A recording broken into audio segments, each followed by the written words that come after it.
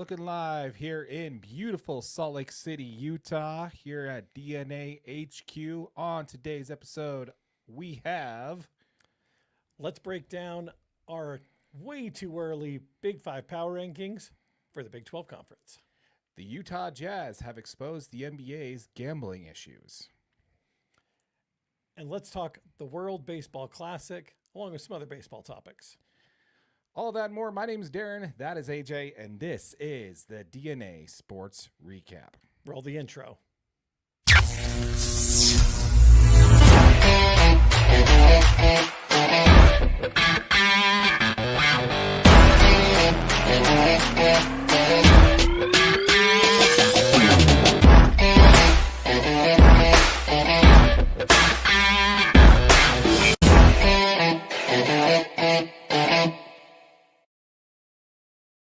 Hello, Internet. Welcome to another edition of the DNA Sports Recap. My name is Darren. That is AJ. What is going on, my friend? What up, what up? How you doing, buddy? I'm doing good, man. I'm doing good. I'm glad to be here. You know, we got some drink. We got some notes. Like, I'm ready to get into it. Yes, and for the almighty algorithm, this is apple juice. Cheers to your apple juice. Boom. Cheers to you guys. Got a lot to talk about today, man. Got a lot to talk about. We do. We came up with some good stuff. Came to some good stuff. So let's go ahead and jump into it here. For those of you who are watching on the live stream, this is available as an audio podcast after the fact. If you're listening to this as an audio podcast, just know this is a live stream that we do this every Wednesday evening at 7:30 Mountain Time. Yep, absolutely. So be sure to join us. Jump in the comments, man. Jump in the chat. Let us know where you're watching from. All that good stuff. Yeah, it makes the show fun. It does. Feel free to comment if you're watching this on our live stream. Comment along. Let us know what your thoughts are in regards to what we're talking about. And, yeah, we'll get into it. Let's start with a little bit of football, shall we? Let's get into it, man. Okay. So what we do on this show every year, right around this time, right around early spring. Yeah. Spring practice is starting. Spring camp is opening up for all these teams, for all the Power 5 conferences, Power 4 conferences. No shade to the Pac-12, but, you know. But you're not a Power 5 conference. Power 5. As we get closer with the spring and everybody coming into their spring program there, for going a lot of spring games. Have you noticed this? A lot of teams are opting not to do a spring game, like a spring scrimmage. It's kind of surprising to me. It's a little different. You feel like that would be, I mean, it's obviously not a ton of revenue because the tickets are usually relatively affordable. Yeah. But to support the fan base, you would think they would want to put their players out there and just get them some live reps. And I don't know. I love the spring game, so I hope Utah doesn't stop doing it. Yeah, that's the great thing, man. I hope they keep doing it. Just a few things there on that. What we wanted to do starting this time is we wanted to jump into our way too early power rankings for the Big 12. Yeah. Being that we are a Utah football channel, that's kind of what we wanted to start with. Yep. So before we do that, let's go ahead and jump into a quick reminder, folks. We wanted to remind you, Maybe. there it is. I found it. I got you there. We want to remind you, folks, if you're watching this on our live stream or listening on the podcast, we did launch a channel specifically for your Utah football team. Utah Football DNA is that channel. A link will be in the description down below. Make sure you join the channel, subscribe, and throw us a like, slap us some engagement. We will do some kind of giveaway once this channel hits 1,000 subscribers. And all of our Utah football content will be posted here. That's right. Make sure you subscribe to the channel. Check it out. Links in the description.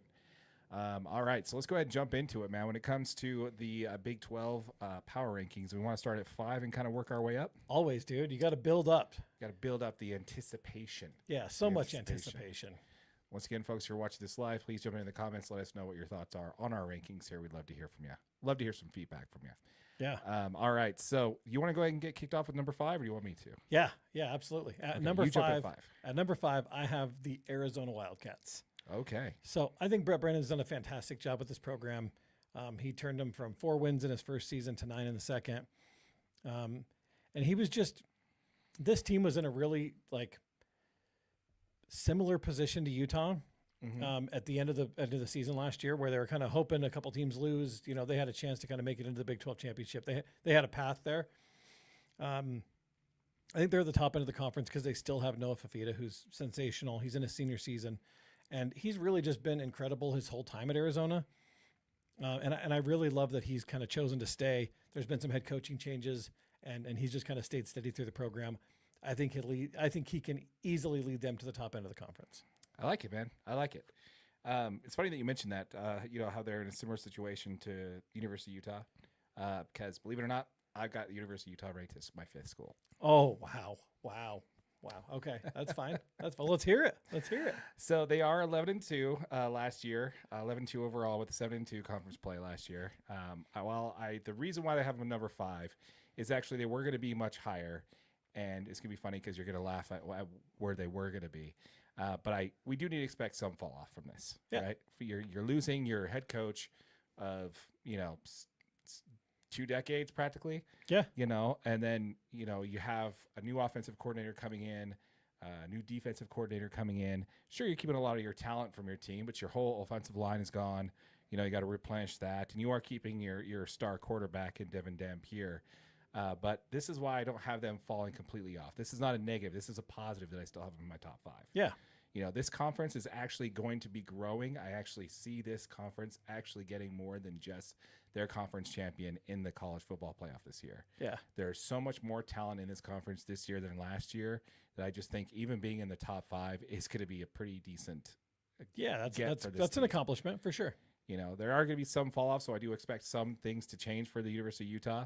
But if there is one man that you would expect to not have a drop off, right? We go from what I like to call the big headset, right? We take the big headset away from Kyle Whittingham, right? We hand it to another man, right? Yeah. If there's a man in Utah football that is more Utah football than Coach Witt, it's Morgan Scalley. Yep. Morgan Scalley is the man. He's been on this team for the last 20 seasons, AJ. Yep. All-American defensive back in 2001 to 2004 as a player, and he's been on the coaching staff since 2007. He has been the defensive coordinator for 10 years, and for this reason, I'm expecting a strong season right out the gate from Morgan Scalley. Yeah, not even to mention the fact you still have Devin Dampier under center with Wayshawn Parker in the backfield. I still expect Utah to have a great season, but I do see them dropping off from what we basically were tied for number 3 previous year. I do see some drop-offs. That's why I have them number 5. Okay. I love it. Yeah. Why don't you go into 4? Number 4, I have Houston. Excellent. So to break the ice on this one, I also have Houston at number 4. So you can go into yours. Okay. I'll follow up with mine. Okay. Fair enough. So Houston is, that's why I think you're going to laugh about the Utah-Arizona comparison. So Houston, they were 9-4 overall last year, 6-3 in conference. Building through the portal, man, is exactly what this team is doing. We talked about a little bit in our pre-show chat there. The complete overhaul of the O-line with, Anthony Boswell. As it's Shadray Hurst. Shadray Hurst? Shadray Hurst. I've heard it both ways. And also Hayden Wright on the O-line there. You also have Trent Walker at the wide receiver and Mekhi Hughes as a running back. All these are additions from the portal on the offensive side of the ball, which is definitely a revamp for sure. Defensively, you also have Ashton Parker as an edge rusher, Jaden Yates as a linebacker, and Javon White at the secondary. So you're talking about a lot of players that coming from a lot of great programs, both in the Big 12, in the Big 10. I believe there's a couple SEC or is it ACC transfers. Anyway, they pulled in a lot of talent, and they're kind of going the Texas Tech route on this one. Yeah. We're trying to throw a lot of money to a lot of players. Reason why I have them 4th is that doesn't always work for every school. It's not something you can't be the Golden State Warriors if you don't have Steph. Yeah. I'm sorry, you got to have Steph, and Houston has to prove it to me that they can completely reload. I know they were 9-4 overall last year, and they had they were in like that huddle of that 3rd to 4th place in the rankings. So I expect them to hold steady at where they were, and that's why I got them at number 4. I totally agree. I think that Willie Fritz, the head coach, he really started showing this team that they're capable of winning. And that's really important as a younger program. And then for them to lean into the transfer portal. I love the approach. Obviously it worked for Texas Tech last season. That team went from bottom end of the conference to obviously the very top of the conference. I have before because they have some tough road games. I mean, they got Texas Tech on the road, Kansas State on the road, Utah on the road. The rest of their schedule is pretty easy though. So I mean, they could easily hit 10 wins this season and be in really good shape that way. You get 10 wins, you're going to be competing for, you have a chance to compete for a conference championship. So I like this Houston Cougars team. The running back addition of Mekhi Hughes is big time. He's going to help this team right out the gate. I like Houston at 4. Yeah, I agree. I like them at 4. I don't know if they get to 10 wins though. I think they hold steady at 9-4. Yeah. That's a tough road schedule too. Yeah. And then I think they play Texas Tech in like their third game. It's like they have 2 non-conference and then they play Texas Tech and then they have another non-conference game. So it's like, that's just a really, you can lose momentum really quick by playing a team as good as Texas Tech and that much talent on the field. I'll be interested to see. Yeah, that was my deciding factor on strength of schedule between 4 and 5. Yeah. So that's kind of where I was sitting on that one too. Yeah. Do you want me to go to number 3? Yeah, absolutely. Okay, so number 3, I have Arizona. Arizona. Okay. So I can take a guess what your number 3 is. Anyway, so they are 9-4 overall with 6-3 in conference play last year. They do have their star quarterback in Noah Fafita, like you mentioned before. He had over 3,200 yards, 3,200 yards, total yards last year, 29 touchdowns, tied for 9th in the country, by the way, last year. Yeah. QBR ranking of a 71.2 back in for his final year of eligibility. And like you mentioned it, man, Coach Brennan really is building around this guy. And he has improved year over year. First year was 4-win team. Now flipped the standings there and made it a 9-win team. And I only see him being able to, even though the conference I think has gotten stronger, I don't think that's going to adhere his development, not only as a head coach, but able to really build around the star quarterback that he has in Fafita. So that's why I got them sitting at number 3. Yeah, no, I mean, I like it. That was really tough for me because I do think Arizona's a really good football team. So I agree with you. At number 3, I have the BYU Cougars. Okay. Yeah, that's right. That's right. Hear me out. Okay. LJ Martin, Bear Bachmeier, both back. You expect him to continue to roll on offense. You bring back Isaiah Glasker on defense. Followed to us Satualua. Can't say it. Yeah. Satualua. Yeah. Those couple guys are going to help, anchor this always impressive Kalani Sitake defense. They are without Jay Hill, so there is some changes for BYU. Losing your defensive coordinator could hurt BYU in this scenario. I think you got Kalani Sitake, who's kind of built their base, but they are without their leading wide receiver in Parker Kingston, who he was supposed to be one of their big offensive weapons. Now you can lean on LJ Martin. I think is a fantastic back that's going to produce a ton of yards this year. And Bear Bachmeier, I don't know how he does it, but the dude wins games.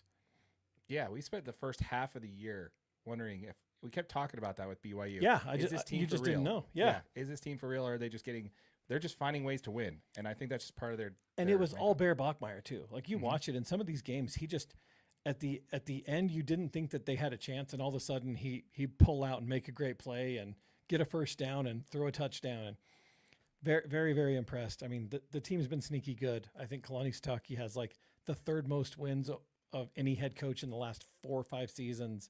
And in the past 2 seasons, they're 23-4 with 2 of those losses coming to Texas Tech last year. So this is a good football team, man. This is a really good football team. Yeah. And that's why I have them ranked 2nd. I totally understand that. BYU is 12-2 overall last year with an 8-1 conference last year. This is, to me, man, this is the best team that Kalani Sitake has had, full stop. Yeah. In the last 2 seasons, they are 23-4 with 2 of, like you mentioned, both of their losses last year coming to the same team, Texas Tech, and you cannot fault them for that. Running back LJ Marking is at the top. Is one of the top rushers in the nation on this team. Like you mentioned, Bear Bachmeier, should be improving in year 2 over what he already did last year. They also have Isaiah Glasker at linebacker and Keanu Tanuvasa at defensive tackle. He's the Utah transfer. Yeah, but I think that, I still, Utah guy, I think it's going to do. I agree. I think he's going to have a breakout year for BYU. Basically, man, the way you put it, man, this team, they had some losses. They lost their defensive coordinator, and they, technically lost one of their star players. But that happened the year before, too. Absolutely. And they still showed up. They still showed up, and they still were in the conference title game. So this is the type of team that even though they lose a star player, it's next man up mentality down there for Kalani Sitake, and I don't think that they're going to let this change anything. Yeah. I think this team's going to continue, and this team is very, very much title game or bust. It's either A, they're in the title game, or B, they're in the CFP, or it's a busted season for them. Yeah. I think that's why I have BYU ranked second. I agree. I'm going to go with Utah. Gee, I wonder why. At 2. I just think you got Morgan Scally, obviously taking on the big headset. Okay. He's, I think it's really important to watch the offensive style that Morgan Scally had. You still had the same head coach or the same offensive coordinator under Jason Beck at that bowl game. But if you pay attention, they threw the ball up the field a whole lot more. And I think this is going to help push Devin Dampier to the next level. Because for Devin Dampier to be successful, he's got to be able to get the ball up the field. If there's no down the field threats, his elite ability to scramble and get out of the pocket and make plays with his legs don't do you any good because they're just going to sit on it. Right. So it's going to help Devin Dampier a whole ton. A whole ton. That is a strange word. This offensive line has a ton of young talent. And I think that Jordan Gross is the guy to help continue the legacy of great offensive linemen at the University of Utah. We got some really good guys coming in. I mean, the biggest one in Kelvin Obot, the first 5-star for Utah. We all know about him. That's huge.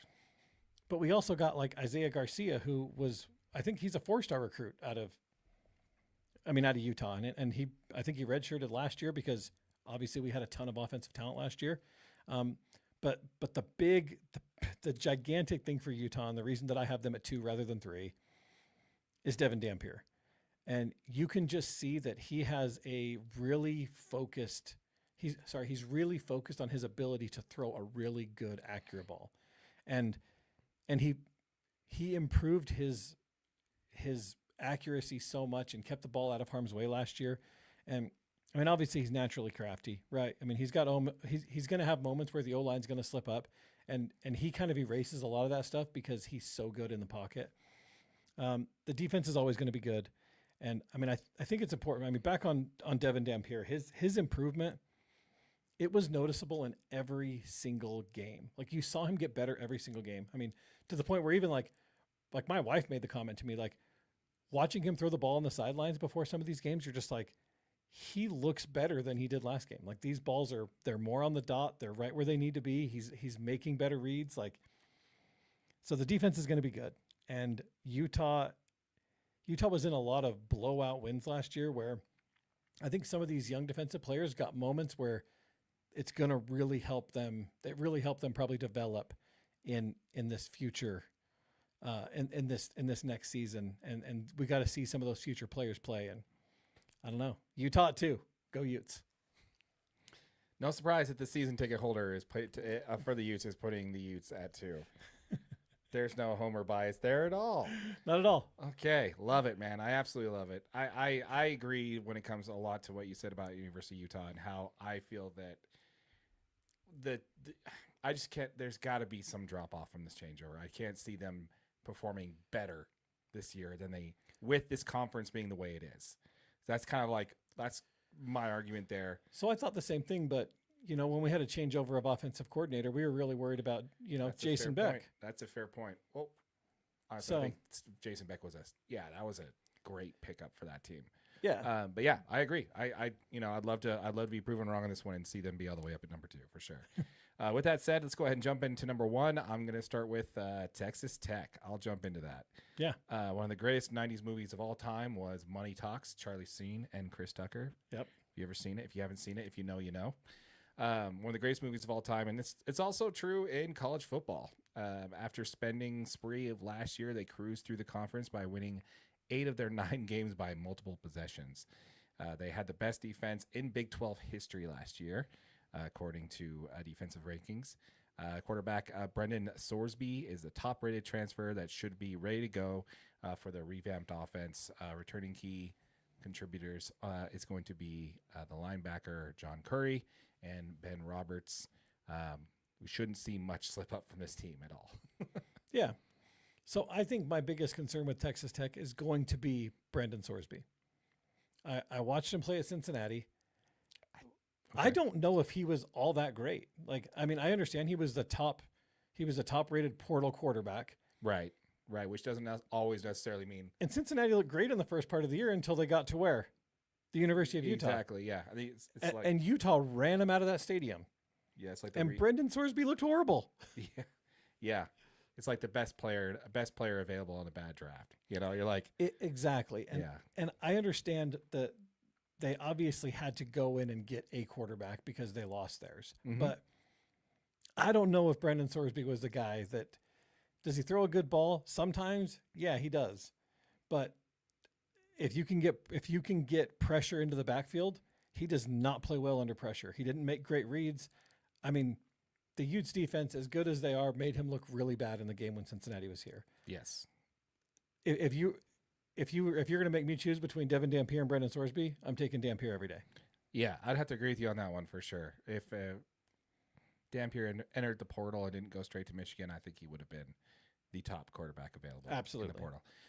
The only thing I have to say about that is I just think that Texas Tech has a lot better offensive options for Sorsby than what Cincinnati was offering. So, to me, I think he's going to perform a little bit better. He's going to slide right in a little bit easier. That's just my only thing why I think it's kind of more like a turnkey type thing for him. But yeah, I could definitely see your concern there for sure. You still haven't taken the conference though? I don't know. I think Texas Tech.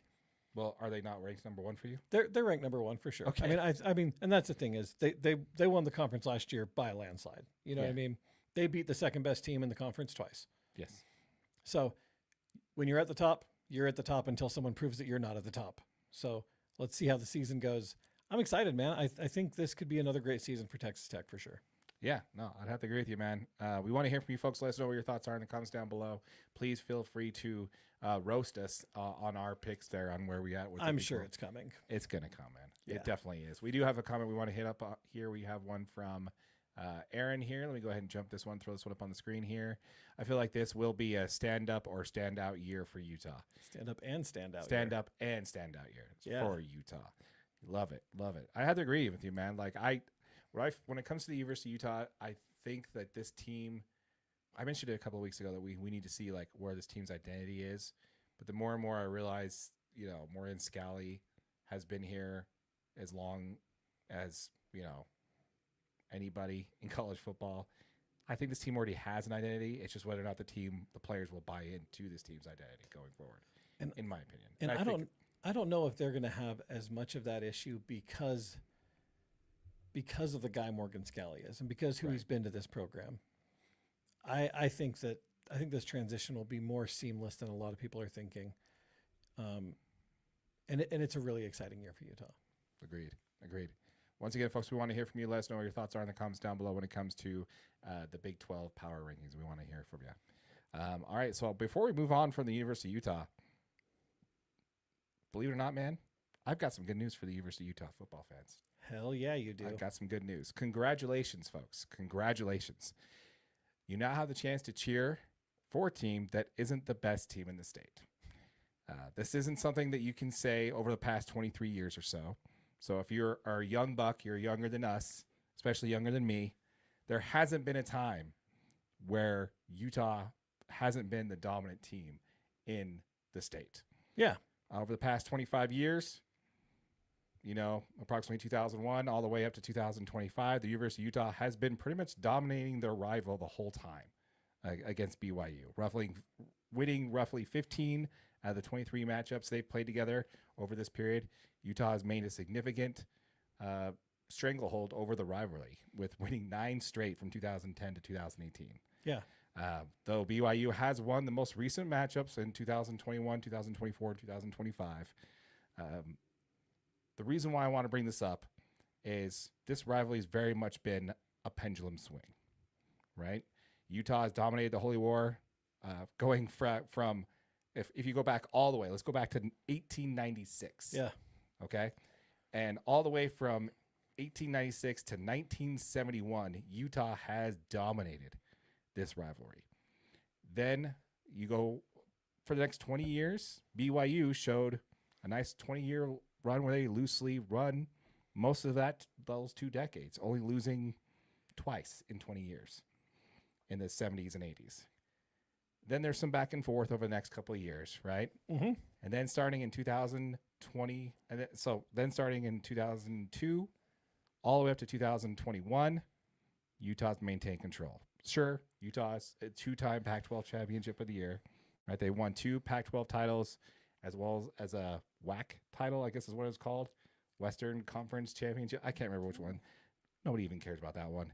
And they were also in the only team to be a top 5 ranked team in the country this century. The University of Utah has. But Utah has taken a step back. They've lost 3 straight to the Cougars.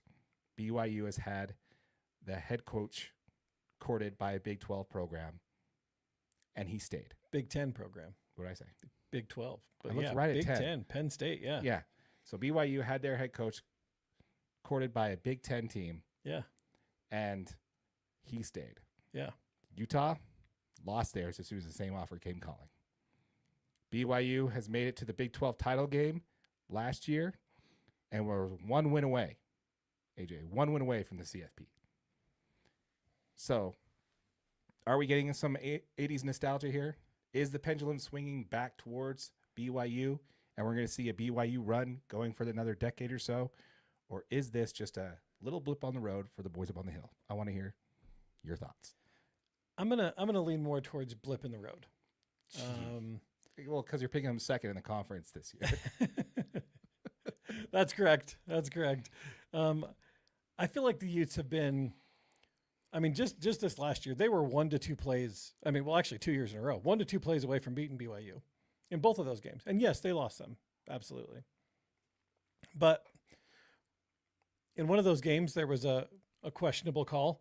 In the other game, there was a series of 4th down calls that shouldn't have cost us field goals, but we decided to go for them, and an always competitive rivalry game. Field goals matter. But yeah. I mean, and Quote that's from a donor.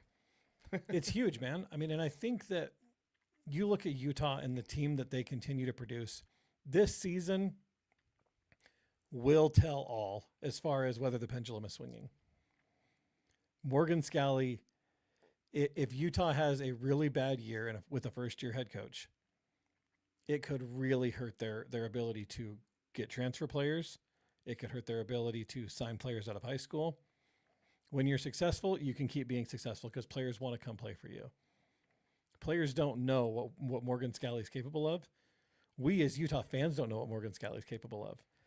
And when we find out, it's going to tell the whole tale of which way is this rivalry going to go for the next 4 to 5 years. We know Kalani Sitake's a very talented head coach. We know they get talent at BYU.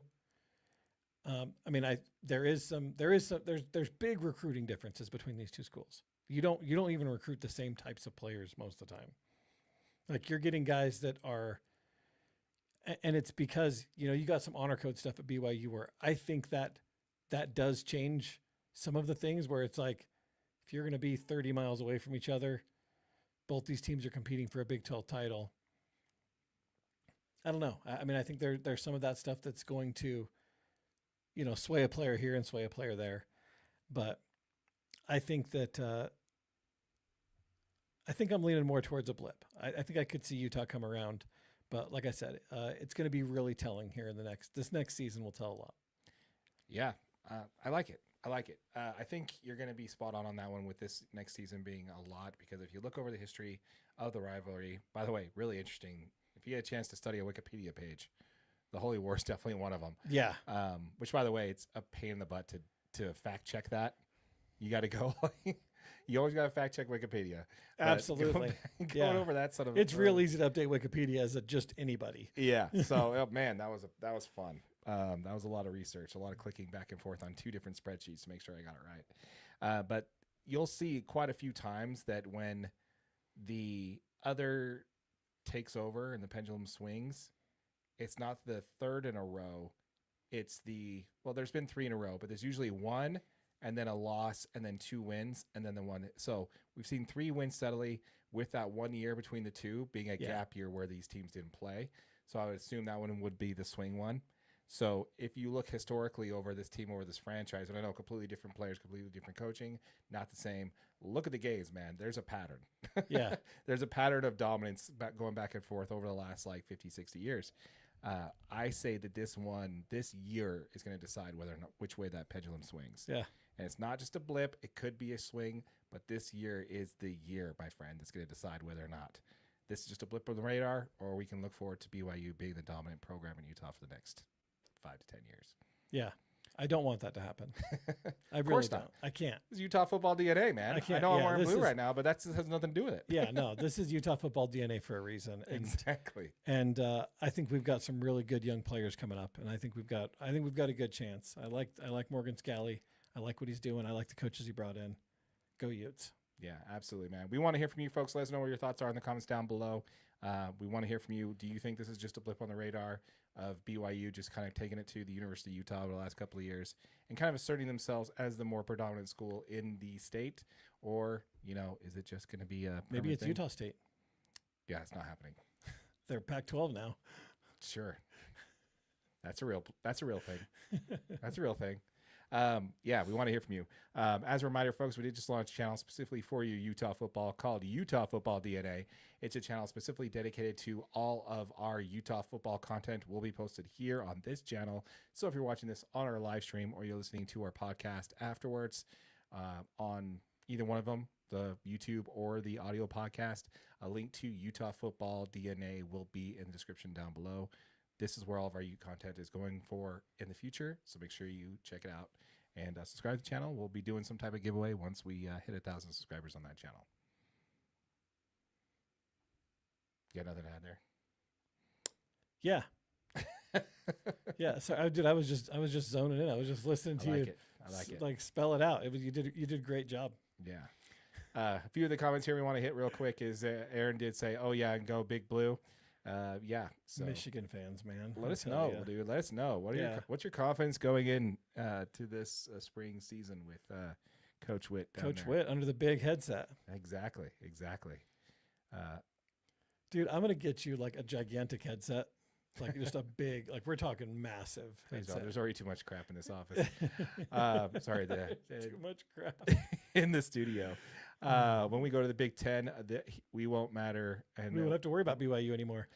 very fair point. It's a great man. point, Greg. Great point, Great Greg. point. I like it. I like where his head's at on there. As you mentioned, we talked about it several times on this channel about how this is just an audition period for the next phase of college football. The next phases of college football are really what's important. Yeah, the next 5 years from the time that BYU entered the Big 12 till maybe two or three more years is going to decide the next stage of the college football. And trust me, you want to be on the inside, looking out, not the other way around. Yep. So these are definitely audition years for both schools for sure. Love that we got also a comment here. Not just a blip on the road from Aaron. Absolutely love Who's it. a Michigan fan? See, these guys know. See, yeah, sure. Well, they know how to recruit a head coach. That's for sure. Good point.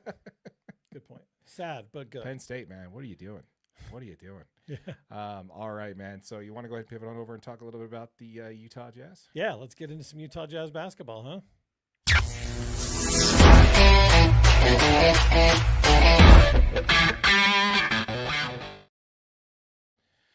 All right, man. Well, it's a shame we don't have McKinley with us on this one. I really thought he'd be enjoying some of that BYU talk that we were talking about. But we're going to talk a little bit about Utah Jazz DNA. Now, as a reminder, folks, we did start a channel specifically for your Utah Jazz called Utah Jazz DNA.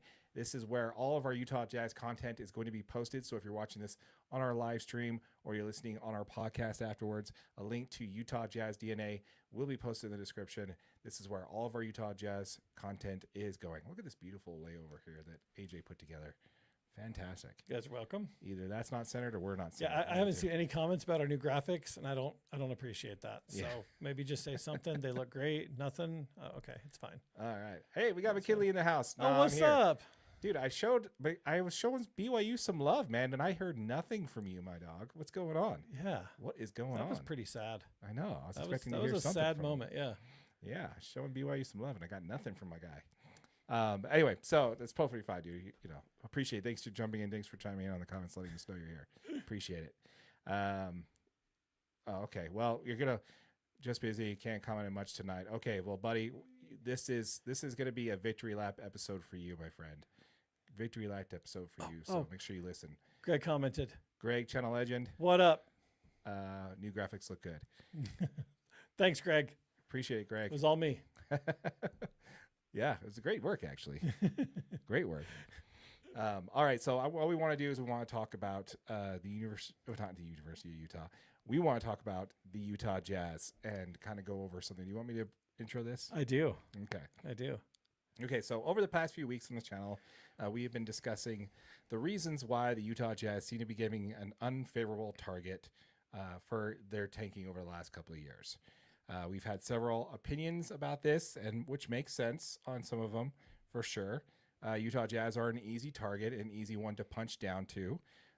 We also had other ideas of, and actually other things that came out to be true on how OKC are acting, kind of treating the Jazz a little dirty there and using some back channels to get media outlets to talk about and pressure the Jazz into losing their pick. Yeah. Right? Which again, that was also true. That actually did happen. And it didn't, but to us, that all didn't quite add up. Something definitely seemed to be missing. No. But honestly, we truly see what the NBA is truly doing. And this is something that's a problem for the NBA, really with all sports, honestly. It's really a problem for all sports, but specifically the NBA. And it's not about tanking. This league has bent a knee to protect its profitable relationship with gambling companies. 100%. It just continues to buy in and bring in massive amounts of revenue. And what the NBA is trying to do is they're not trying to make sure that teams aren't tanking. They're trying to make sure that they can control lines, they can control parlays. They've had enough issues with players who are going out of their way to make sure that people close to them are winning parlays. They've caught a few of them. How many haven't they caught is a huge question. But when it's as, the league says as obvious as the Jazz losing games or sitting players in a fourth quarter, that they are directly affecting the Jazz or players specifically on betting lines. And I found a really interesting stat on Lauri Markkanen. So for the last 15 games, Lauri Markkanen has had a betting line at 23.5 points. Now, would you guess that he has been over or under in those 15 games?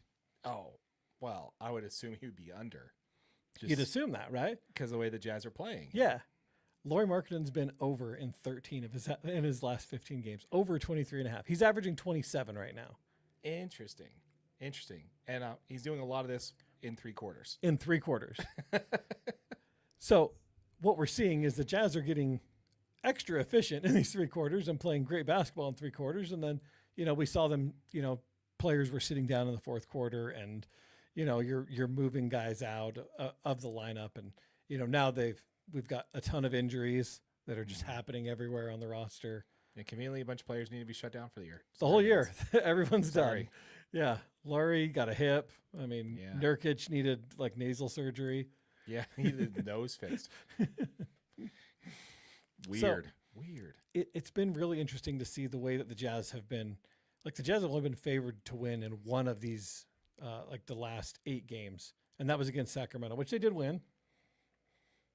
But to think of the effect that gambling is going to have on all of these games, you can set the line wherever you want.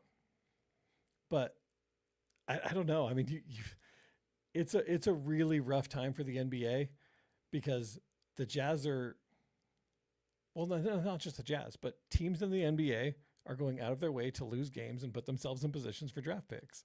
And it's completely obvious. Yeah. And what it's done is it's exposed what the NBA is truly valuing. Yeah. Right now. It's not about tanking. No. Because we would have heard about this back in the Wemby days. Yeah. When there was 10, 11, 12 teams trying to intentionally lose games to get Wemby. Yeah. For some reason, the Jazz didn't care enough to try and win that one, but whatever. And how big was sports betting in the Wemby days 4 or 5 years ago? Not probably a quarter as big as it is now. Yeah, they were just happy to be they were just happy to have the sponsorship and be legal. Yep. But now we're watching this. We saw this. We and McKinley in particular mentioned it right out the gate. And if you look back at it, I want to bet you these betting houses lost tens of millions of dollars in that fourth quarter trick that the Jazz pulled. Yeah. It didn't, because we're like, doesn't matter. The Jazz are playing their players, they're just not playing the fourth quarter. Okay, so why does that affect tanking? And in the 2 out of the 3 games that they got cited for sitting them in the fourth quarter, the Jazz won 2 of their games. So that's also not about tanking. What's the only other option that's available to you? It's the fact that them sitting those players are going to ruin the prop bets on the players themselves, and that's going to cost these betting houses millions and millions of dollars. Yeah. That's the real problem here. Has absolutely nothing to do with the Jazz being a bottom team they can just beat up on. It has nothing to do with the whole tanking thing. It has, because that has been a problem for years, ever since the lottery system's been implemented, and they've never seemed to care until now. Until a profitable business partner has said, no, you're going to have to shut that down. Now it's a problem. Yeah, you've got to do something about it, and you've got to do something about it now. Because what you're doing is making it impossible for us to set odds that make us money. Which makes no sense, because even still, lottery marketing is still over. Still over. So, I don't know. It's really interesting. It's really interesting. And there's I don't know, man. It's funny because I started looking up all these like all of these lines, and I'm just like, yeah, the Jazz are still like right where you'd think they would be in all these games. So they have an inside line on whatever's happening. You know what I mean? Like they're still setting the odds, they're still setting the lines where they're supposed to be. But when the Jazz start doing something egregious, or any team starts doing something egregious and saying this is what we're going to do, these betting companies are making sure that they're in the loop of what's going to happen. Oh yeah. And it's across all sports. We saw this with Whittingham not reporting injury reports. Yeah. Them throwing up a big fit about that, and that made a sweeping change in college football about how to report, and when to report. That changed that whole thing. And when it comes to other leagues, still have issues. Baseball, you got Emmanuel Clase throwing at roosters. If you know, you know. And then you, not so much in the NFL. You got some issues there too with betting and stuff like that. We could go into that on a different time, but this channel is definitely not an NFL channel. We tried it. No, that was you guys horrible. didn't like it, so we're not doing it again. But yeah, it's clear. And the NBA is the biggest problem with this. They have the biggest issue. They have the most egg on their face for being obvious about this. Yeah. Every other league, they got some problems with it, but the NBA's got the worst. And the NBA can't afford this right now. They already had the gambling scandal where they had to suspend one player for life. They have another player under against in the investigation. They have Chauncey Billups, longtime player and head coach, walking around with his agency's hoodie on, saying, "Hey, dude, you guys better help me out here." That's also under investigation. You've got the Los Angeles Clippers owner talking about trying to pay a player under the table $50 million. And not to mention, oh, by the way, all the stuff that came up with all the NBA figures in the Epstein files. Yeah. Also something that got buried. This thing is this is what they decide to stand on. Yeah. This is where they decide to point their flag on the ground and say, hey, we can't have these teams not playing good basketball. Yeah. All this stuff, this is when you decide to do something about it. Yeah. I'm sorry, man. This is a really bad look for the NBA. And shame on them and shame on the commissioner's office for pointing a finger at the Utah Jazz as being the real problem. And it's no wonder that the NBA is steadily losing viewership every single year. Year over year, they're the fastest declining sport in all major sports right now. It just doesn't surprise me. I mean, these games have become worse and worse to watch. They allow more fouls. They allow travels now. Like, the games become really difficult to watch because and it's all in the NBA's effort to try to make it easier to watch. More entertaining, more points. I need more points. Faster paced game. I just don't know if everybody... That's not what we actually want as fans. You guys chime in. Like, do you want to watch an NBA game and see him score 140 points? No. I guess that's just not what I want to see as an NBA fan. Like, I want to see some defense being played. I want to see some defense. I want some offense. I want to see turnovers when guys take 4 steps to the basket. Like, play the game the way it's supposed to be played. That's the most important thing here. Yeah. And if you get back to those roots of playing games the way they're supposed to be played, everyone's going to get back to winning games like you're supposed to be trying to do. You're supposed to win games, but you've got to figure out a system so that teams get rewarded for winning games as well. As long as you have a system in place where teams can benefit from losing games, you're going to have this problem. Absolutely. Tanking is an issue. We're not going to deny that. You want to hear a really gross stat about tanking? I do. I heard this today. Gross stat. As of this morning, the bottom tier teams, the bottom 10 teams, which include teams like the Wizards, the Pacers, the Jazz, the Nets, have combined to contribute to a 40-game losing streak. Wow. 40 games. Wow. 40 straight? Yes. Now, that's as of this morning. Don't know if the Jazz won tonight. I'm assuming they lost. They're playing the Sixers. Yeah. They were losing at the time. But, yes, that is insane. 40, that's a lot of players trying to suck just to be a part of this draft. That is a lot of really bad coaching. Yeah. So I'm just kidding. No, yeah. It's not necessarily bad coaching. Obviously, we know some of these coaches are great. They just you turn on the NBA and there's a 1 in 3 chance that you automatically know who's going to win the game. Yeah. And that's just not fun. Yeah. And again, not good for betting. Yeah. Not good for betting at all. Yeah. So anyway, I just think that the NBA made their bed and they got to lay in it, man. And they're going to try and point the finger into different things, but they need to realize that what they're doing is going to be the issue. Thank you very much, Greg Hawkins, channel legend, for letting us know they lost. So again, totally okay with that. Need that to happen. Too many wins for this team lately. Yeah, at 18. Yeah, it's too many. We got some good comments in there. That should be the top. Like Yeah. that should be this end of the year win total, 18. I'm just saying. I'm not saying, I'm just saying. If we scroll back here, we've got a friend of the channel, Tammy Price, jumping in here and saying, how about those graphics? I like it. And I like how you said that, Tammy. That's a nice little call out to the former announcer to the Utah Jazz. How about them Jazz? Yeah. So, I don't know if you did that on purpose, Tammy, but I love it either way. So we got a comment here from McKinley Cutler stating that talking about the picks, talking about the pick. Keontae giving me heart attacks in the last 2 games, and we got lucky. Key in playing ridiculous in the clutch. Yes, he absolutely is. Yes. Did you watch that game where he took a shot, a 3-pointer at the buzzer? Yeah. I'm like, please don't make that. Please don't. Yeah. But that's what you want to see. I was at the Denver game. Oh, nice. Yeah, I ended up going. Nice. And I talked to you on Monday, and then Steph came home and she was like, "Oh yeah, we got tickets." Sweet. I was like, "Word, let's go." Nice. Good game, man. And that's exactly what you want to see. Is you want to see the Jazz compete for 4 quarters and lose the game. That's what you want to see this season, because you're going to see all the way down to the last play, even, because it was such a good game, such a fun game to be at, and these young guys are getting such valuable time in these minutes playing against playoff level teams. Check out our videos on who deserves those 4th quarter minutes. Yes, great videos, in my opinion. We'll be posting those to the Utah Jazz channel, Utah Jazz DNA channel here shortly. Yep, because I believe they're on the main channel, right? Yeah, I think those finished ones were on the main. So, but they're all coming this way. Check out Utah Jazz DNA. All of our content's going to be here. Yeah, absolutely. Good point there on McKinley. You also have another one here. I think I saw a knee injury when Jokic pancaked Key. Yeah. Maybe he needs to be shut down. Wink, wink. Yes, it. He's playing too good, man. I love. Yeah, exactly. Yeah, he really he's ready. He's ready to be on a playoff caliber team. He's ready to contribute to a playoff caliber team. Agreed. Did you see the Joker just kind of go crazy after he got hip checked by what's his name? I did see that. Dort or whatever his name insane. Yeah, Lou Dort. Yeah, dirtiest player in the NBA, man.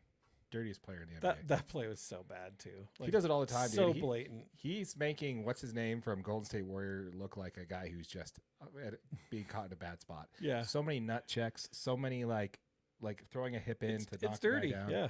So dirty. Not only the front office for OKC dirty, the players are too.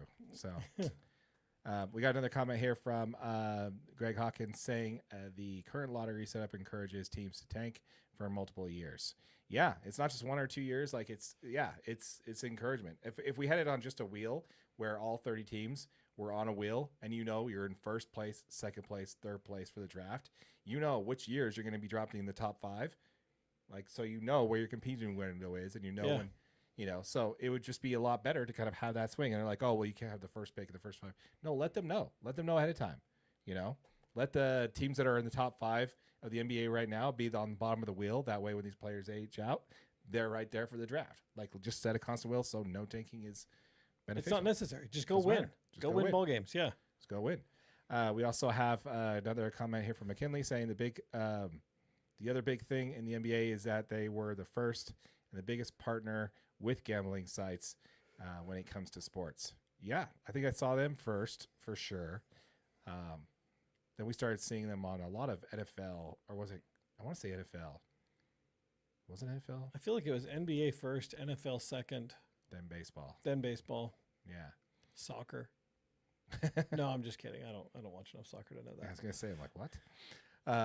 But yeah, we also got another comment here from Greg Hawkins. The NBA is the worst of the big four sports. Boring. No one cares. It's all about the highlights and superstars. Yeah, it's all about it used to be all about the fourth quarter for the longest time in basketball. Yeah. Now it's all about the last 5 minutes of the fourth quarter. That's it. That's it. That's when you got to turn the game on. Yeah. Let's see here. We got another comment from Tammy Price. I want to see a game, not a show. Exactly. Well put. That's 100% true. I mean, just look at the All-Star game, man. It's a joke. You know, we got a comment here from Greg Hawkins. Adam Silver is the worst commissioner, which is saying something. Yes, it's saying a lot, actually. It's saying everything that needs to be said. It's actually what it is. I'm turning into an old grouch. I miss the old NBA. Get off my lawn. Start shouting at clouds. All the things, Greg. Welcome. Welcome on to the old man game. Exactly. We got your New Balance in the mail, buddy. Yeah, absolutely. Yeah, on their way. Exactly. We want to know what you think, folks. Let us know what your thoughts are in the comments down below when it comes to the Utah Jazz.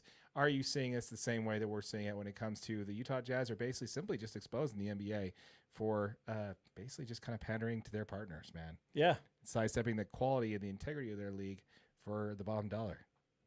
It is. It's 100% what's happening. It's atrocious. And please do something. Please, NBA, do something. I miss watching basketball. I do too. Once again, folks, we did launch a channel specifically for your Utah Jazz called Utah Jazz DNA. All of our Utah Jazz content will be posted here. A link to that channel will be in the description down below. We'll be giving away a jersey once this channel hits 1,000 subscribers.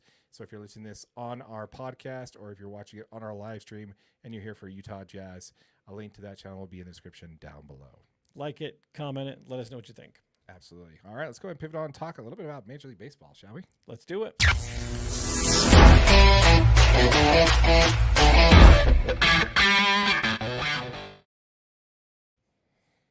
Are you saying I turned the background off? Yeah. I did, yeah. didn't I? Mm-hmm. Oh, man.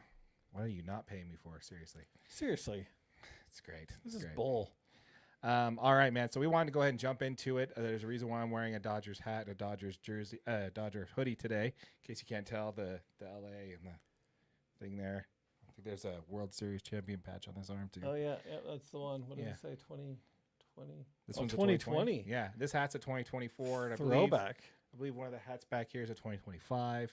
You know, it's a thing. You know, He's got some gear. yeah. Or either that or my team just wins a lot. One of the two. Oh man. It's fine. It's good. Hey, Greg, stick around. We're going to be talking a little bit about the Cubs today.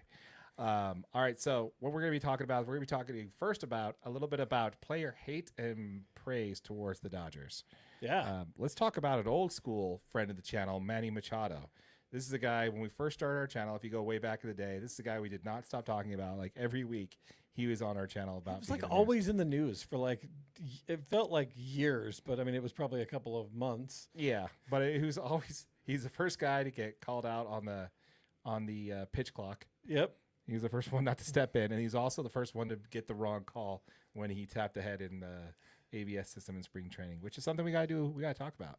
Well, maybe we'll save that for next week. Because ABS is back. It is. It's got some changes. Well, it's here, I guess. It's here, yes. It was part of spring training last year, but yeah. But anyway, so we want to talk first about Manny Machado. So when we talk, we're going to talk about the players that are casting some glaze towards the Dodgers a little bit here. And the first one is going to be Manny Machado. He started off spring training by saying, "I effing love it. It's great for the game." A few years ago, Bryce Harper said, "Only losers complain about what the Dodgers are doing." Saying that the Dodgers are, don't buy their players. They draft well, they develop well, they trade wisely. It's an organization that is ran right, done the right way from top to bottom. And about 2 weeks ago, he said, "I love what the Dodgers are doing, obviously." These are obviously coming from players, obviously coming up with the CBA coming up here soon. Absolutely. They're on the player side, and they want the money that the players are earning now. So, yeah, they love to see a team basically just spending money and giving players what they, quote-unquote, deserve. I do think that Kyle Tucker did not deserve $60 million a year. So I'm okay with that one. I'll let that one go. As a Dodgers fan, I'll be like, whatever are you talking about? No, that one, that's a player that does not deserve $60 million a year, but that's okay. Pay that man. Even I'm just like, oh, really? Come on, guys. The Dodgers are in the luxury tax. We're paying $120 million a year for that player. Ouch. We're spending more on one player than the Marlins are spending on their entire payroll. That's painful, dude. And that's not even Shohei, Mookie, or Freddie. That is freaking Kyle Tucker. Yeah. It's great. But anyway, so obviously there's definitely a reason for that, for sure. But when it comes to that we wanted to talk a little bit about also the players that are throwing some shade the Dodgers way. But before we do that, we want to jump in here. Greg Hawkins, great comment. Bryce Harper makes me want to vomit when he says nice words about the Dodgers. Dodgers are going to reconsider their entire strategy after seeing a full season of Kyle Tucker rollouts to first. Probably true. Probably true. That's actually awesome. Yeah. If you can't hit it out of the park at Wrigley, man, it's you got a problem. Yeah. You got the basket there for a reason, But let's go ahead and talk about the Cubbies here. I wanted to first talk about P. Crow Armstrong making some comments about the Dodgers, and not particularly the Dodgers, but more their fans. Yeah. Did you hear this? Yeah, I did. I saw this where he went on to kind of criticize saying the fans don't actually go to the games to pay attention to the game. They only go to take pictures. Mm-hmm. Yeah. I mean, he's not wrong. I mean, there are plenty of fans. I mean, you're in LA. There's a lot of that's the center of influencer culture out there. There's plenty of people there just taking pictures and everything. But yeah, the Dodgers have broken the attendance records for Major League Baseball and have led Major League Baseball in attendance for like 5 straight seasons. That stadium sells out almost every home game, and they also have a capacity at least 4,000 or 5,000 greater than most stadiums. So to come out and say that, it's just a bunch of people taking pictures, no one really cares, like the teams don't care, not exactly a smart statement. Yeah. And he did have a chance to walk it back. Did you hear about this one? No, I didn't see this one. So he got another interview like the next day where people of foul territory, I believe it was foul territory, correct me if I'm wrong in the comments there, asked him to kind of dive in. He's like, well, I didn't really get a chance to, but let me just go ahead and dive into it. As a kid, I grew up in SoCal, which again, another problem. Dude, you're a SoCal guy. Why you bagging on the Dodgers? You went to Dodgers games. He mentioned witnessing violent behavior from the fans. He mentioned the Brian Stowe incident in 2011 where he was, put into a coma. He was severely beaten, at Dodger Stadium by Dodgers fans. And yeah, definitely. I hope everybody who's involved in that incident, who beat up on that poor guy, I hope that you never have a good day in your life and you're always rained on and you're shit on by every bird that you come in contact with when you're outside. That is unacceptable behavior. But Every bird you see. with that said, to basically PCA, you got to know where you're playing from, man. You got to be aware. You play for the Cubs, man. The Cubs are known. They have a reputation for getting drunk, blackout drunk on beer in the stands and fighting each other. When the Dodgers are fighting in the stands, they're usually fighting Giants fans or, Padres fans. The Cubs fans are known for beating up on each other. And it's, hey, I'm all for it, but there's cheap seats out there. There's cheap beer. Go for it, man. Fans, have a good time. And these fans are wailing on each other at Wrigley Field. I understand, just like, come on, man. You got to know your own house before you start throwing stones. You really do. You really do. You've got to be conscious of the things that are happening at Wrigley before you're starting to. That's crazy. Yeah, I just think it's pretty funny, man. I think he's a great player. I think he's going to be a talented player. You also don't want to hear this kind of talk, though, coming from, he's been an all-star, and he's a good player, and he kind of fell off last year, but the second half of last year, but, and I love that he walked back that it wasn't has anything to do with the players or anything about the office, or it's just the fans. I like that clarification, and he's right. There is a lot of violence, especially when it comes to Giants fans and stuff like that. Yeah. There's a lot of that going back and forth. That is true. That there are some violent, you're in Southern California, man.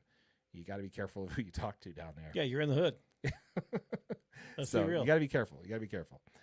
We have some comments here that we want to jump up on here. Let's see here. We have one from Greg here. Dodgers are a huge team, lots of fans, good and bad. I've met more great Dodger fans than bad ones. I'd like to take that personally, Greg. Thank you very much. Hopefully I'm one of the good ones. Let's see here. I want to say, I'd say Philly fans are worse of a fan base than Dodgers fans, probably Yankees too. Yeah, I don't know. That's a good point. I mean, they definitely are the loudest and definitely more. I believe they booed Santa Claus, the Philadelphia Eagles. They booed Santa Claus in a playoff game, I think, once. And I mean, the Jazz booed a baby. So Jazz fans booed a baby. Do you remember this? I don't think so. So there's this Jazz game. I was at this game actually. It was a news story afterwards. But this like mom and her on Jumbotron like, hey, what's going on? She lifts her baby. He's like, yeah, look at my baby. The baby was wearing a BYU onesie, and then the whole stadium just started booing, and they booed a baby because it was in a BYU onesie. Well, you got to teach him young, and that baby will probably never be a BYU fan again. Probably not. Probably not. Yeah. Cubs fans treat Wrigley Field like it's a giant beer garden. Yeah, no, hey, when it's beer's cheap, you're gonna do what you do there for sure. I support PCA's words because I love Chicago/LA baseball rivalry. Yeah, I mean, I like that PCA is sticking up for his fans. You're saying the right thing to your fan base. You could have just kind of stopped it there. I love the city. I love the town. The fans here matter without pointing the finger and saying, unlike those guys, I think you're trying to create a rivalry that doesn't exist.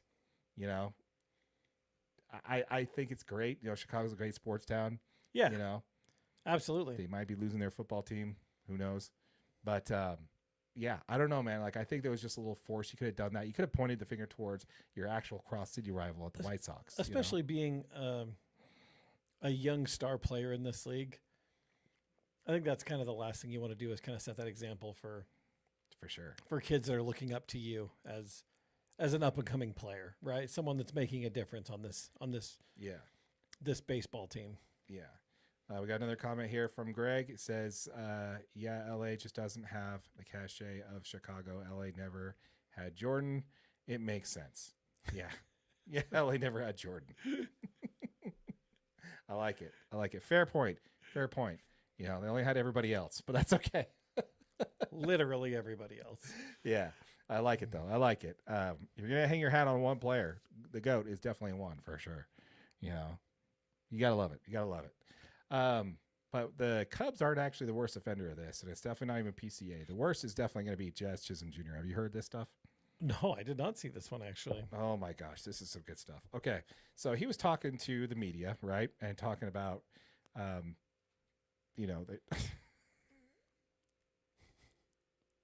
sorry, the comment from Greg just popped up, and it just made me laugh. We also have the Pope and Obama. Oh, that's great. I love it, dude. That's great. Yeah, I mean, way to derail a topic there, Greg. I don't even remember what we're talking about. That's awesome. You just added 10 minutes to the show because we don't even know where we're at. Anyway, so Jazz Chisholm Jr. was talking to some reporters. And then Tammy, from the left field pavilion right there, Jazz is an idiot. You know where I'm going with this, Tammy. So Jazz Chisholm Jr., he is a player for the Yankees. He mentioned that he's coming up for a contract extension. He's in a contract here. And he said, yeah, I'm looking for 8 to 10 years with an AAV of $35 million. Wow. Yeah, that's Bryce Harper, Mike Trout type contract, right? Yeah, there. Absolutely. That's what he's thinking he's deserving. And then he basically said, okay, well, and then he basically squashed it. Someone said something about the Dodgers, and he said, I'd rather go to the Angels before I'd go to the Dodgers. I want to go and win by myself. I'd rather build the roof of my house than go to the Dodgers. So, Jazz, I got some good news for you, buddy. You're not going to have to worry about that. The Jazz have absolutely no interest in a third baseman who commits an error and then dabs up after it. If you know, you know. Game 5, World Series. Anthony Volpe threw a ball at you, you dropped it, and you decided to dab after it. So, you're good, buddy. You're good. You're not going to have to worry about the Jazz. Sorry, you're not going to worry about Jazz. You're not going to worry about the Dodgers having any interest in paying you $35 million a year for 8 years. It's just not going to happen. There might be a team out there that's dumb enough to pay you that, but it's not going to be the Los Angeles Dodger. Did you... Gets better. Did you hear his comments that he mentioned on why he thinks he deserves that kind of contract? No. He says, this is coming from the same player who says, I'm going to be the next 50-50 guy. The next 50-50 guy? Yeah, Jazz Chisholm Jr. says he's going to be the next 50-50 player. I mean, I like that he's setting his goals high. Okay. How close has he gotten to 50 stolen bases? He's never gone to 40-40. I'd say get to 40-40 first. Has he hit 30-30? I don't even know if he's done that. He might have done 30-30, but he hasn't hit 40-40. And there's only been one player in baseball history to do 50-50. And, you're not him. You're definitely not him. Now, you do have some pop in the bat. You do play in New York. So, you do have a good chance of hitting 50 bombs in there if, pitchers want to throw to you. But I don't know, man. Like, I would be careful about but you saying keep that making comments like that. They're not going to throw to you. They're going to throw at you. Yeah, exactly. This is a lot of cocky stuff coming from a player. And I get some of this Dodger haze because Miguel Rojas is on the Dodgers, and those two don't necessarily get along. And a lot of that is Rojas's fault. He did do some things that you don't want to do to rookie players or young players. It's just some of that hazing stuff that needs to go away. But dude, you're not Shohei Ohtani, you're not Bryce Harper, you're not Mike Trout, you're not going to get that kind of money, at least not from the Dodgers. So you're not going to have to worry about that. And coming out and saying that you'd rather go anywhere else than the Dodgers, perfectly fine with us, dude. Go anywhere else you want, because we don't need somebody who's going to choke in the playoffs and dab up on an error for sure. We've got a few comments here. Greg Hawkins. Let's see. We got this one from Greg. Jazz is overrated. We also have Yankees infield is a disaster. Yeah, I mean, you keep bringing back players like Paul Goldschmidt. He's like 2 years older than me, isn't he? No, he's good against lefties last year, though, so I'll give him that for sure.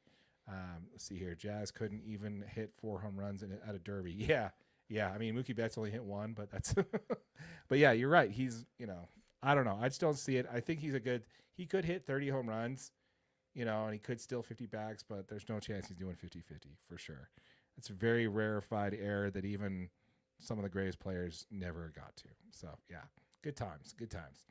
All right, let's go ahead and pivot on over and talk a little bit about the WBC, man. This is something that was one of the first topics we covered as a channel. Yeah, absolutely. Way back in the day, and we were excited that it's back, and we want to talk a little bit about that. Which is crazy because they do the WBC, every 3 years? It's got to be, right? Yes. I think it was every 3 years because of the pandemic. They didn't do it in 2020, so they did it in, I can't remember how that works, but it's supposed to be, I don't know if it's supposed to be every 3 years, but it's every 4 years. I can't remember exactly, but I think it's every 3 years. But what that means is we've been on the air for 3 years. Yes. And we appreciate every single one of you for tuning in and listening in to what we have to talk about because, it's a lot of fun, and that's why we're here. Absolutely. Love the interaction with you guys.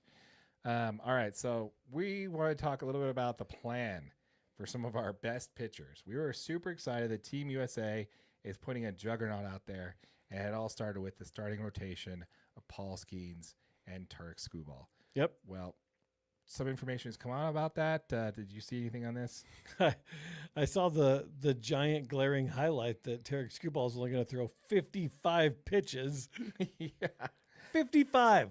Yes. So not only that, 55 pitches is apparently his pitch limit, but that's going to be the only appearance he has in WBC.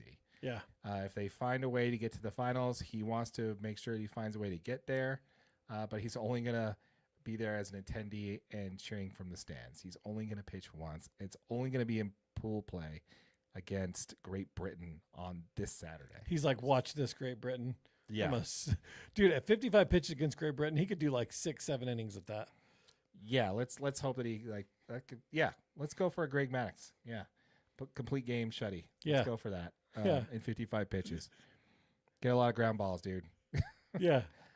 I'm sorry about that. This is kind of like a huge blow, dude. Like and then on top of that, Paul Skeens told MLB Insider he expects to start in 2 games, 1 in pool play and 1 in the knockout stage. So if we go up against Mexico or the DR or some of these other good teams and it's Paul Skeens that's up, that's it. That's all we get. Paul Skeens is super surprising, being that he's still so young. He's still so young and he's under so much control. Yeah. Schoolball is on his walk here. He's set to become Schoolball the highest. makes sense to me. Yeah, he's on deck to become the highest paid pitcher in baseball history. Yeah. He's going to break Yamamoto's record, in my opinion. So I can understand that. Would I prefer that the pitching doesn't come during pool play? You know? Yeah, if you're going to throw your one game, throw it in the semifinals. Yes. Throw it in the knockout rounds for sure. Not in the one thing. And then, Skeens mentions that he's going to pitch twice, 1 in a pool play and then once in the knockout rounds. I don't know, man. Yeah, with 5 days of rest between his 2 potential starts. I mean, you still got Logan Webb. I haven't seen. Did you see any? I didn't find anything where Logan Webb was going to be shut down. I didn't see anything. No, pitches. I didn't see anything on Logan Webb. I also didn't see anything on the what's his name for the Mets, or was it the Twins? No, the Twins guy had to back out. He got hurt, so they had to replace him with somebody else. Yeah, but I don't know, man. I'm just kind of sitting here thinking, while we have a juggernaut offensive team, did you see them play against the Giants? By the way, no. It's going to be like 15-2 or something like that. Oh, really? Just spanked them. Like it was bad. The only team that actually lost their exhibition game against like a professional team in their league was Japan. Oh, really? They lost to the Oryx Buffaloes. How did that happen? Yeah, they ended up losing by like 1 or 2 runs. It was really crazy. It was very unfortunate. But yeah, man, I'm not excited about this. Well, it looks like we're just gonna try to outslug a team and then just have the bullpen kind of cover enough pitching. Yeah, and just kind of get through it. I'm not a fan of that, but that's what it looks like they're gonna be doing. We've got another comment here from Greg Hawkins saying, "Have you seen seriously Japan takes this tournament? What are we doing?" Yeah, exactly. They take it so seriously. Japan does, and they put out their best. All the way down to their. To the Kojin with these young players. They treat this sport so seriously and this tournament so seriously. Yeah. That the fact that, I don't think Yamamoto is going to have a pitch limit or a games limit unless the Dodgers put it on him, but yeah, I don't know, man. This is a little ridiculous in my opinion. Like these are if we're not going to take this serious, there's so much hype about us sending the greatest team we've ever sent there just to pull back our 2 best players, best pitchers. It doesn't make a whole lot of sense. It doesn't really put us in a position where we're going to compete. Yeah, I mean, it's going to be really tough to compete, especially in some of these later games where, not the guys are going to be super tired. Obviously, it's preseason and they're kind of using it as some of their preseason training, but it's really frustrating to know that you got these key names and you put together this just ridiculous roster. And we talked about it a couple weeks ago. Check out our video on the greatest roster ever assembled. And it's like now we have to redo the video and put an asterisk next to it. Yeah, exactly. Because it's like, yeah, it was the greatest roster ever assembled, but you're only going to see it for 1 game. Yeah. Where you're at full strength. Yeah. And then you lose Skubal, and then after 2 games you lose Skeens, and it's like, yeah. I mean, I still like what we have better than what we did last WBC when we were headlined by Adam Wainwright and Lance Lynn. Were our 2 best starting pitchers, so yes, we still are in a better position. But Wade suck the air out of the room by basically coming out and saying that. Yeah, and we get it. Tarek Skubal, you're in a contract here. You don't want to get hurt. We get it, but still, man, spread it out, man, or change the game. Just join your team for early spring training games, and then join WBC for the knockout games. That's when you show up, right? So. I don't know, man. It's disappointing to see for sure. We actually have another comment here from friend of the channel, Tammy Price. I agree. We look and sound ridiculous for sure. One last thing we wanted to get on before we get out of here, folks. Let you guys get on with your evening. Is there's been more chatter about expansion, Major League Baseball expanding. This has been something that's been coming up a little bit here locally and nationally. Yeah, absolutely. Yeah, I mean, there's been quite a few media personalities and analysts that are kind of increasingly predicting that Salt Lake City and Nashville are going to be the most likely cities for MLB expansion to move into. You know, there's some other cities that are kind of competing. Portland's a big one, Charlotte, Orlando, and even some talks for Mexico City and Montreal. But right now, Salt Lake City and Nashville kind of have the most traction. It really helps. Obviously, you know, Utah is turning into, and Salt Lake City specifically, is turning into kind of, you know, a sports town. You know, we got a professional hockey team now. We've got the Jazz. And then for Utah to have their 100-acre site that's ready for development, you know, they've got local investors. We've got political support. We've got all the things needed. We're checking all the box. And, dude, it's such an exciting time. If Utah could get an MLB team, this place could go crazy. Oh yeah, I'm fully on board with it. I really love some of these comments are saying. I mean, obviously, Manfred did mention he wants to expand the league before he retires in 2029. That's what he wants to have done. He announced that, 2 years ago. Right. It was Mad Dog Russo that mentioned that he sees the two teams being Salt Lake City and Nashville are the two teams. Now, I don't agree with Mad Dog on a lot of things. Like he was the voice of baseball on ESPN because he had the High Heat show, and I just watched him tuck his tail whenever he was on, like with Stephen A. and just would not say the right. It would just not. He just would bite his tongue whenever Stephen A. would talk baseball when he obviously didn't know what the heck he was talking about. Yeah. He just didn't get it, and I was kind of just mad at that. But hey, he's voting for Utah, so I like it. I was also Buster Only that also said on Baseball Tonight, if I'm sitting here just guessing today, and that's all, it's just a guess, I'm going to say Salt Lake City is the other team. Obviously, Nashville is going to be the front runner, and then, like you mentioned, Portland being a good option. They also have guaranteed money. They all have a site and everything. Yeah. The ownership group's in place, but they're not shovel ready like Utah is. Yeah. Utah actually just recently announced, Big League Utah just announced that they've actually hired a landscaping architect for the project. So yeah, that we are still continuing to move forward. Be hard to say no if you already actually are building the stadium. Yeah. I mean, and they're right there. I mean, they're already putting in some of the housing projects around it are already starting to go into that area. I work pretty close to that. So I drive by it and you're like, that's where the stadium's going. And like, they're already putting in housing around it. They're already, that's awesome. Yeah. So, I mean, you can see the projects moving forward and it's really exciting. And it really makes, it's like 2029 can't come soon enough. You'd hope that he's going to announce it in the next couple of years. I understand that's his time to retire is 29. Let's get it on the books, man. Don't you want to see a game in Salt Lake City, Rob Manfred? Oh, for sure.